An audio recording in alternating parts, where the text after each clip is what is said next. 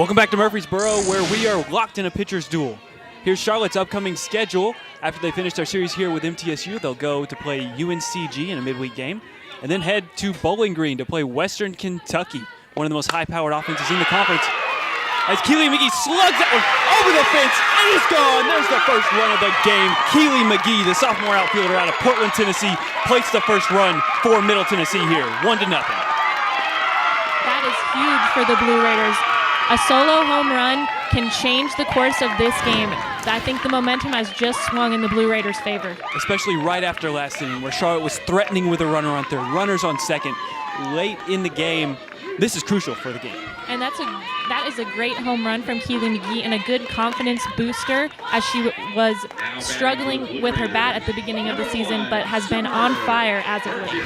That's her first home run of the season. And she's bringing up the bottom of the lineup, and that'll flip it to the top for the Blue Raiders with Summer Burgess at the plate now, as she fouls that one off behind the plate, off the netting. We now have a run in this game here in the bottom of the sixth from Murfreesboro. After Keely McGee's home run, sophomore Summer Burgess gets ready. Slaps it out to Haley Pace at shortstop, and she'll toss that over to first for the first out of the inning. Wiseman responds after giving up a home run, not letting that get to her in her head, and getting the next out against a tough MTSU lineup. Now batting for the Blue Raiders, number 3, Precious Birdsong. That'll bring up the senior from Chattanooga, Tennessee, Precious Birdsong.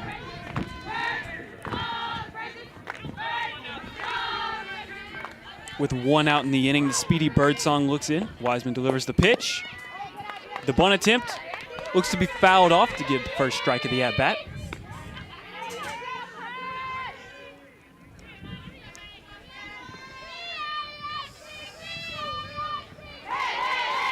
Wiseman looks in. Birdsong readies for the pitch. That's a ball, a little bit high. Count is 1-1 with one out here in the bottom of the sixth inning. The corners are cheating in, looking for Birdsong to try to drop down a bunt again. She's tried a couple times this game. As she fouls that one off. And Birdsong is 1 for 2 on the day, and with one strikeout. Foul ball moves the count to 1-2 here. Wiseman looking for her 5th strikeout of the game. And her 110th on the season. As that one's popped up into center field. It is corralled by Kirsten Barrier. Birdsong moves to 1 for 3 on the day. And that is the second out of the inning for the top of the MTSU lineup. The only run of the game has come from the bottom hitter in the Blue Raider lineup, Keely McGee. Here's the 3-hole Jocelyn De La Cruz as she watches the first pitch. Power hitter De La Cruz has 2 home runs on the season and a .424 slugging percentage.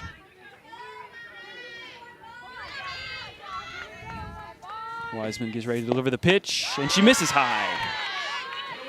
De La Cruz really started the year strong for the Blue Raiders as a freshman. She's struggled a little bit as we headed into conference play, but she has been clutch when the Blue Raiders have needed her.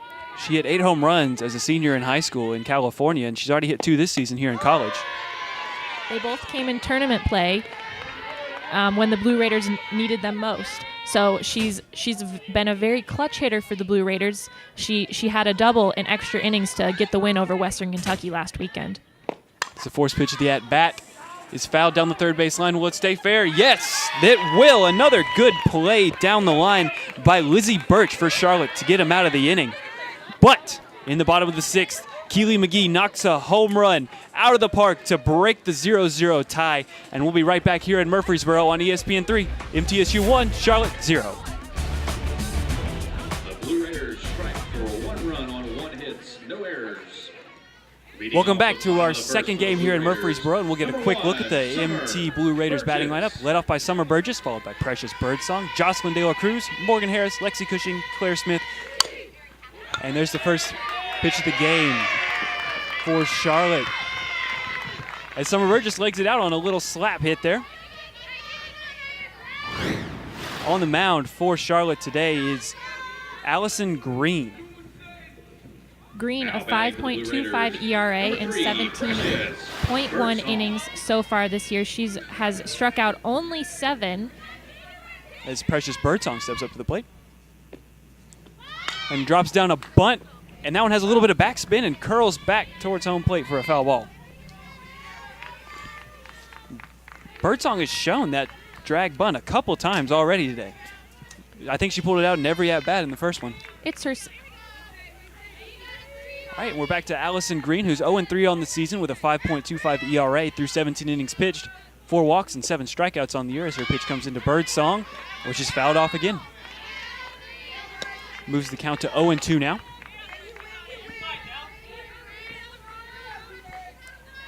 The Blue Raiders are threatening early here in the second game, despite Birdsong being down 0-2 with a runner on first. As that is a ball to move the count to 1-2 now. Still no outs for the Blue Raiders here. Birdsong with the speed is always a threat if she's able to get on. Burgess also a speedy threat over there on first base. She leads the team in stolen base this year. Which is a pretty big accomplishment considering the MT all-time leader in stolen bases is at the plate. As that pitch misses to make it 2-2. Green looks in, delivers, and she gets Birdsong swinging for the first out of the game for Charlotte here in the bottom of the first.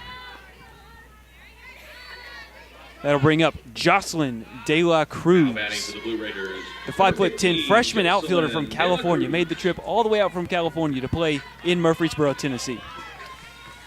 Two of the Blue Raiders also played travel ball with Jocelyn.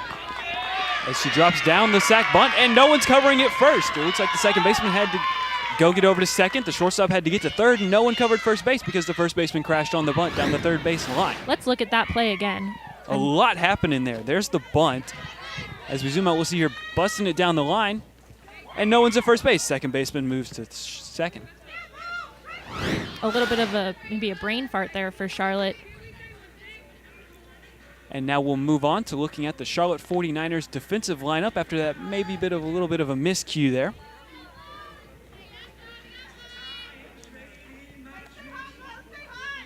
As Green looks in to get ready to face Morgan Harris. We got Becca Schipper behind the plate in game 2. Kirsten Barrier again in center field. Allison Green in the circle. And, of course, the all-conference shortstop Haley Pace back in there.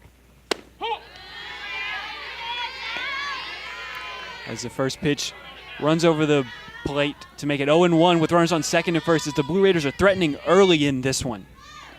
Took us a while to get some momentum going in the last game to get some runs, but the MTSU is striking early with another sac bunt.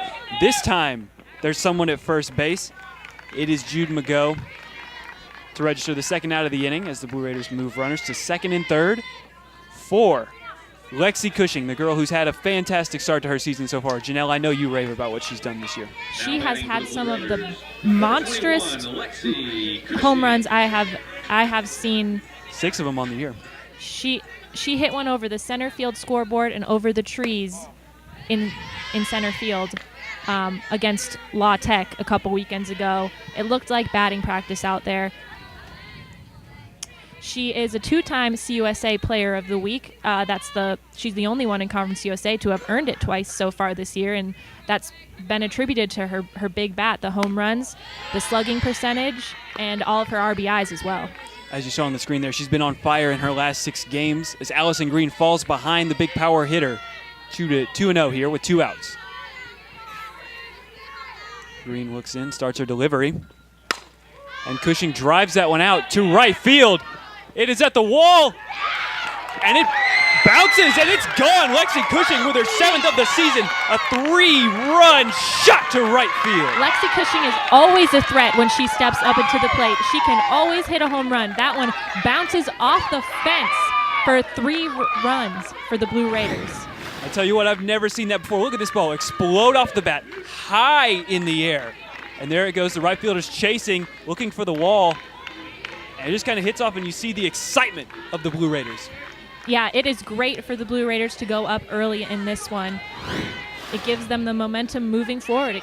carried from the last game right into game 2. Exactly. In the last inning, the Blue Raiders were at the plate. They hit a home run. The next time they come to the plate, another home run.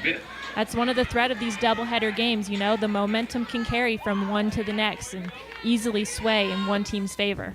As Claire Smith steps up to the plate with a fresh slate on the base pads. The second baseman, the freshman out of Wilson Central High School, right in the mid-state.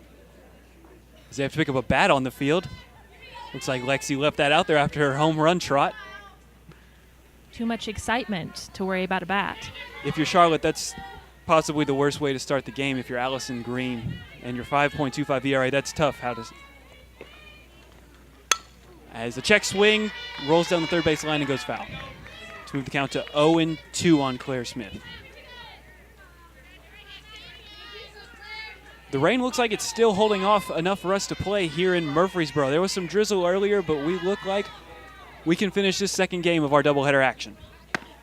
As that pitch rings up Claire Smith to get Charlotte out of the inning. Not before Lexi Cushing knocks a 3-run home run out of the park, and we'll be right back here in Murfreesboro. 3-0 Blue Raiders.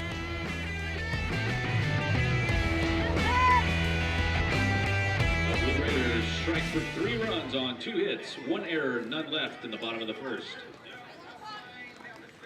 Thank you, Will.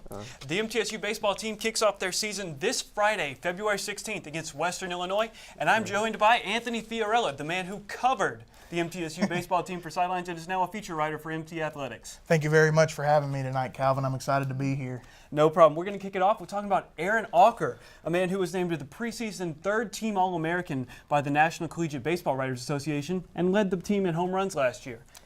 How important will his bat be in this lineup? Well, Auker's a guy that he's going to hit in that cleanup hole. He's a guy that, like as you just said, he led the team in home runs last year with 10, led the team in slugging with 641, was top 3 with a 359 batting average. So he's a guy that, you know, he's going to really produce for them. They're only returning all-conference player from last season. He's going to have to fill in that void left by a guy like Riley Delgado, right? Correct, yeah. With Riley Delgado being out, that's a lot of production that they're losing from the top of that lineup, but it is something that they can get back. Now, we're going to move on to a highly touted freshman coming out of Mississippi named Miles Christian. Where do you see him fitting in? As an infielder, maybe an outfielder? Well, with Christian, from what I've been hearing so far, what they're going to do, at least to start with him, is they're going to platoon him sort of in left field right now with rising sophomore Manny Lopez. This is a guy that is, you know, he was ranked number 225 in the nation by Perfect Game USA, drafted in the 18th round by the Seattle Mariners. He's a really talented kid, a 5-tool outfielder. He can run. The speed is what really gets it for me. Guy that's going to hit near the top of that lineup. I saw he ran about a 6.5 60 time. Correct, yeah, and last year as a senior, I believe it was 28 bases that he stole as well, and he's a guy that's aggressive on the base paths as well. He can easily stretch one of those bloop singles that takes the right fielder a second to get to. He can stretch that into a double. He'll take the extra base. Now, this MTSU pitching staff really struggled last season. They had an ERA at almost 8 as a staff. Where do you think they can improve this year? Well, the number one thing that I think they will improve on is control, really. They walked a lot of guys, didn't get themselves into good fastball counts where they could make their pitch. As you guys have seen, J.P. Davis was let go of, Caleb Longshore. They bring him in from Arkansas State as the new pitching coach, and he's implemented his new program. They're going to work a lot faster, and they're going to be able to keep batters off balance. What young pitchers, maybe a freshman like Peyton Wigington, do you see stepping up? Well, you say Peyton Wigington. That's a guy that everybody's been really high on, a tall, lanky, left-handed kid. He can throw it semi-hard, really good movement on those pitches, and joining Jake Wyrick, that's going to give them another left-handed arm in that starting rotation. And in the bullpen, a guy named Andy Rivera coming in. He's a fireballer. I would not be surprised if he closed some games this year. He touched 95 over the summer, so good stuff I've seen out of both of them so far.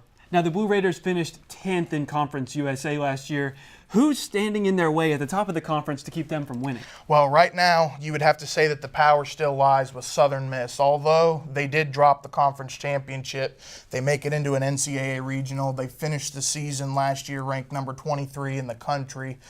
They're returning 2 great players in National Collegiate Baseball Writers Association Freshman Hitter of the Year, Matt Wallner. This is a guy that belted 19 home runs last year, really powerful. He's an outfielder. He can pitch a little bit as well.